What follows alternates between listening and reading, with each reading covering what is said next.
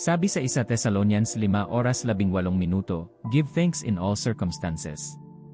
Magpasalamat sa lahat ng pagkakataon. Hindi dahil lahat ng nangyayari ay madali. Hindi dahil lahat ng nangyayari ay gusto mo. Hindi dahil wala kang sakit, takot, o problema. Kundi dahil kahit ano ang kalagayan mo, nananatiling mabuti ang Diyos. At may kakaibang nangyayari kapag natututo kang magpasalamat. Hindi laging agad nagbabago ang sitwasyon, pero nagbabago ang puso mo. Hindi laging nawawala agad ang problema, pero lumalakas ang pananampalataya mo. Hindi laging dumarating agad ang sagot, pero bumabalik ang pag-asa mo. Ang pasasalamat ay parang ilaw sa loob ng pusong matagal nang nababalot ng pag-aalala. Pinaalala nito sa iyo. Kung tinulungan ako ng Diyos noon, tutulungan niya ulit ako ngayon.